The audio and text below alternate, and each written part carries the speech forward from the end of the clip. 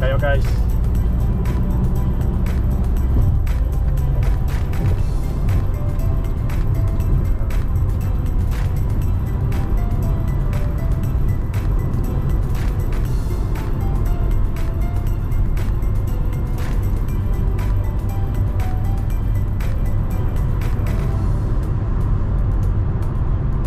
Yan yung impounding area ng ano, yung may mga nababangga, disgrasya dyan.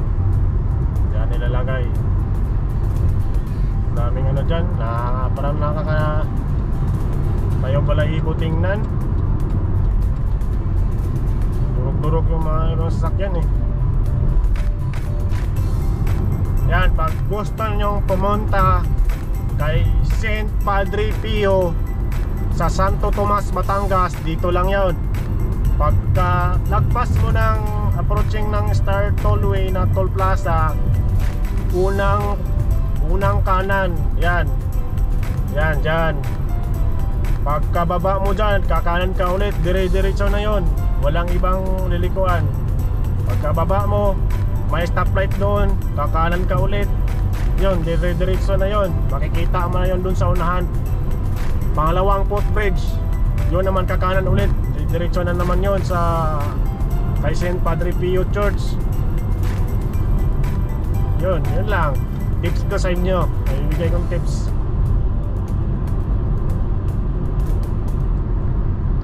Kasi baka may nagbabalak pumunta dyan. Yun. Ganun lang. Ganun lang gawin nyo.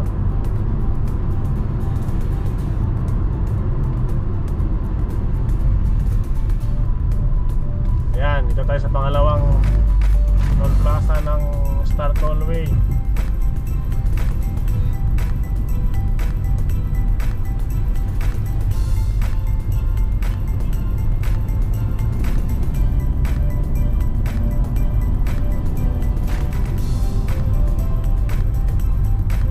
Quarantine ano yata, checkpoint sa mga delivery van.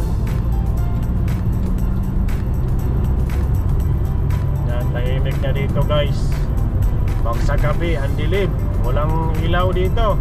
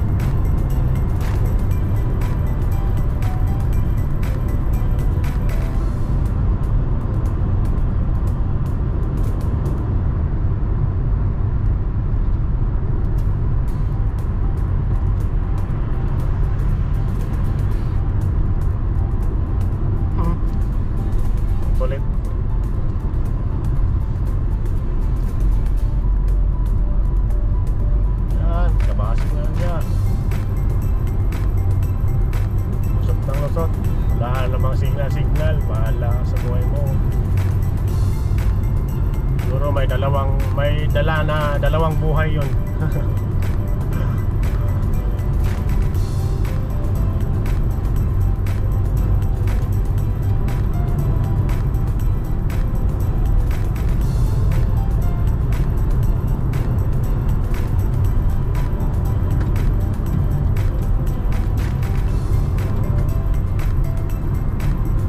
Ganda ng view.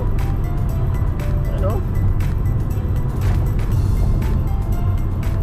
Lapit na tayo. Exit. Kaya dandahan na lang. Yan, may ang iba dyan na gabas ng gabas. Parang bulate.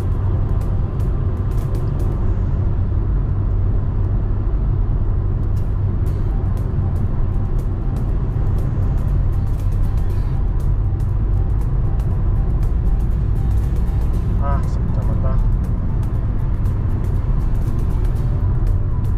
It's the light.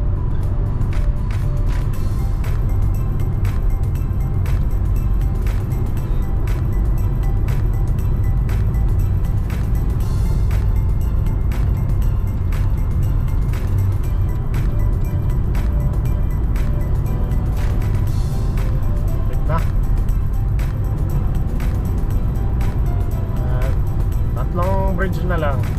Check na tayo. 1. Ani, 4 na pala. 2. 3. May nakalagay dito. Malbar, Batangas Bridge.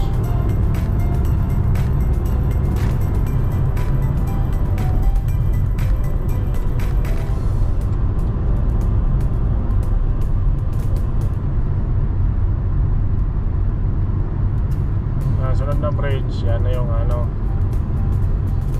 tawag nito. Yan, 500 meters, exit na daw. Eh di mag-exit na. Yan, Malbar exit, 500 meters. So, kailangan kahit mabagal yung sa harapan, lugar na tayo.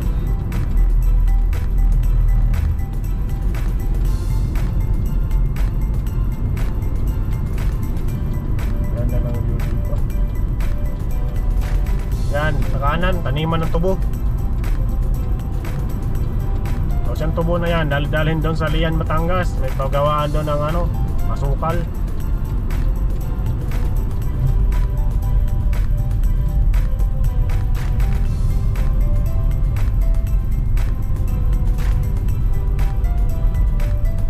Ay, ulak-lak na yung tubo.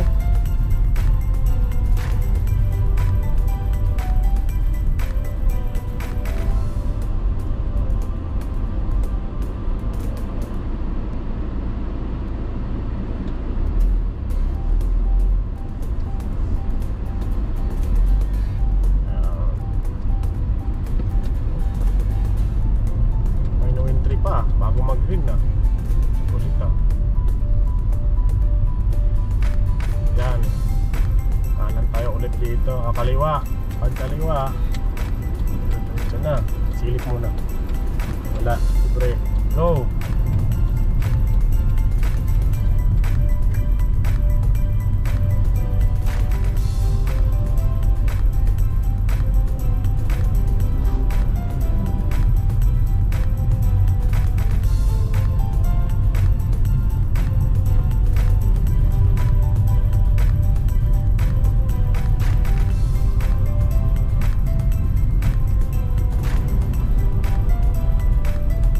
Kaya sila bumagal dyan. Mayroon kasing hump dyan, sunod-sunod.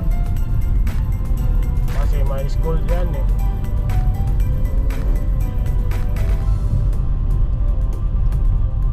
Ito, humps. Mayor Cristita Chivas Cuevas Reyes School.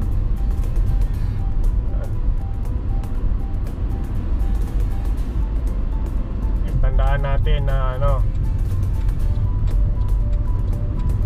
mayroon ng ano, may nagka-traffic.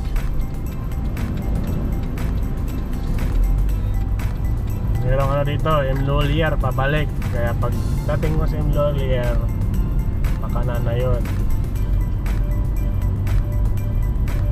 Ayan pala yung tandaan natin guys. Pag meron tayong pupuntahan ng isang lugar tapos hindi natin kabisado, dapat bawat turn natin, bawat liko natin, bawat kanto, mayroon tayong isang landmark na tandaan para hindi tayo maliligaw.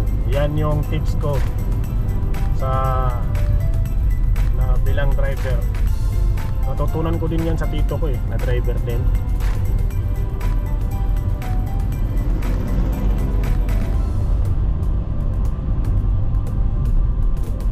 Tapos ang landmark naman dito, kakaliwa ako, mayroong church doon na ano pala yung chapel na kulay blue. Tapos palengke sa kaliwa. Yun.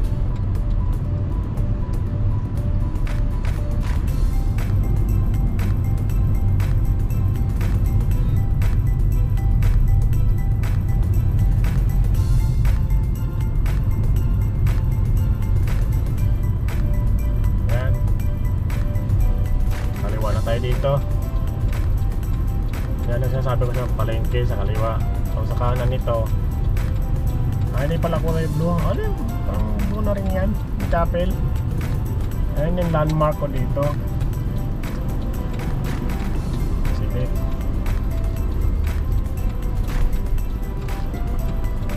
papasok na tayo doon sa papuntahan natin. Masikip lang itong daan na to.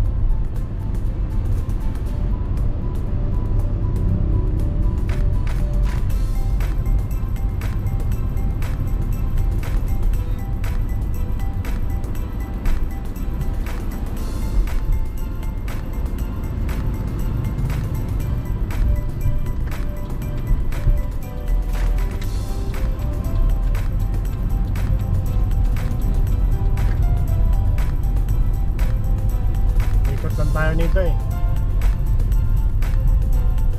Ang baba naman dyan, oh. Yung tulay na yan. Yan tayo dumaan kanina eh. Sa ilalim yan. Ito. Baba. Expressway din yan.